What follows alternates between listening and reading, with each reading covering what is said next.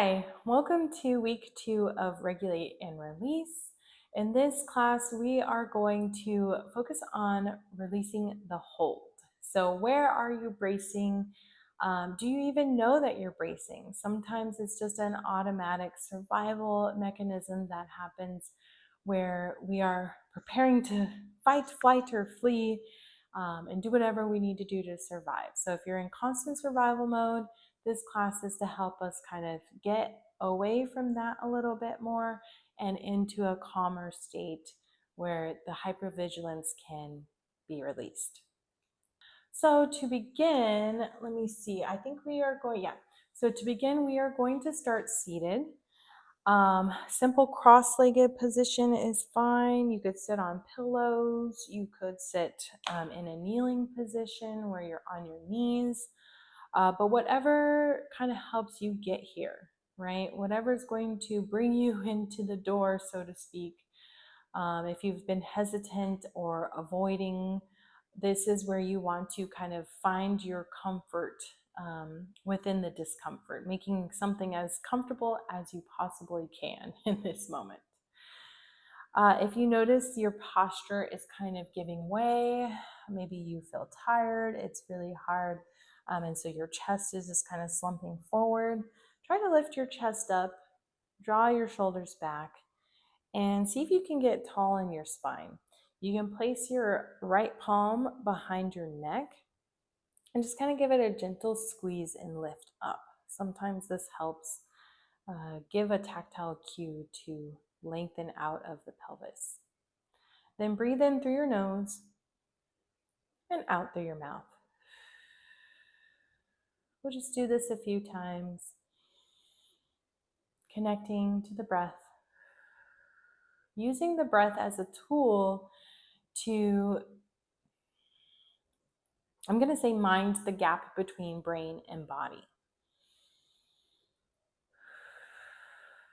It's almost like you have brain, breath, and body. The breath is right in the middle, and it helps us get access to all three and to have them communicate a bit more smoothly.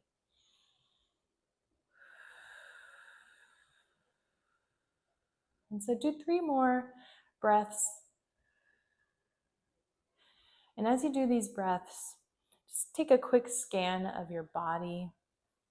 Notice if your thighs are trying to hold the knees up. Can you relax the knees down? Notice if your belly, you're really trying to draw your belly in. Can you find a middle ground of where you're still slightly engaged to hold yourself up, but it's not 100%.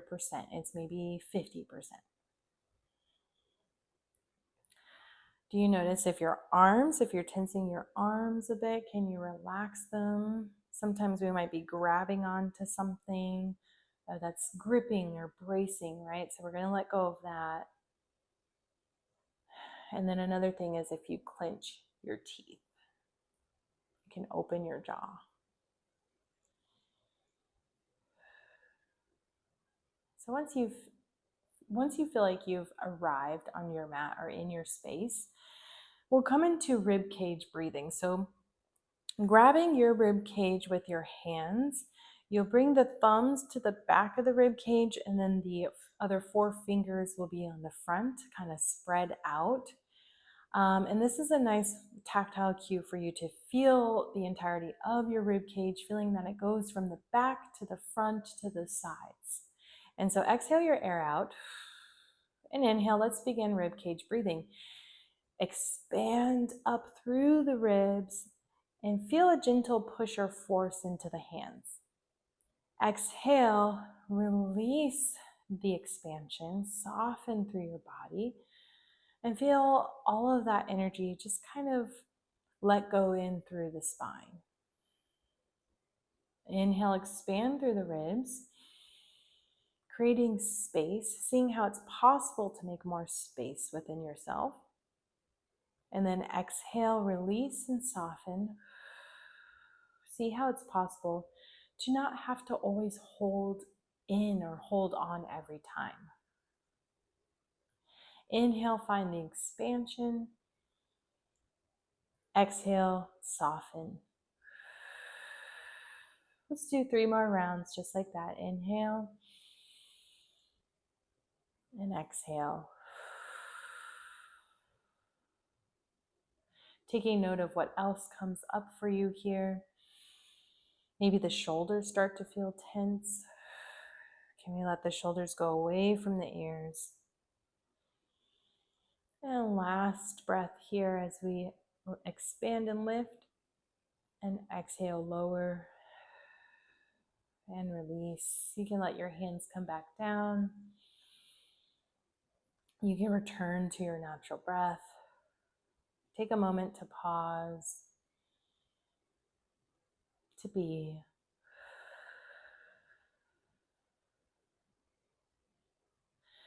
It can be a lot to constantly hold and to carry.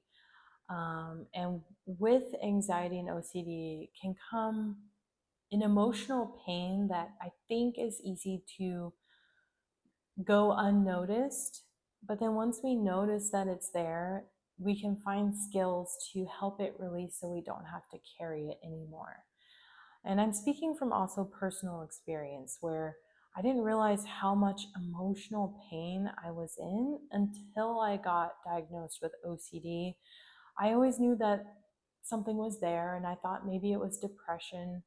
I thought maybe I was just struggling, and that's just how life is. And then when I started to understand how the amygdala can be enlarged through stress, trauma, environment, genetics, whatever it may be, um, but also realizing that I can choose to handle it differently, that's when I started to feel like part of my life was coming back, where I was starting to be able to live again and not just constantly survive. And so that's my hope in sharing this with you. Let me know how that went. And if you want to see more videos like this, don't forget to subscribe to this channel, and to like and leave comments so that I know that you're following along, so that we can engage and connect ourselves, and so that I can get feedback and understand what you might be looking for and what you might need a bit more guidance or help along the way in your day to day or in your practice. So, thank you for being here. Namaste. Thank you for sharing this practice with me today. If you found this helpful, make sure to like, subscribe, and share with someone who might need a little calm today. See you next time.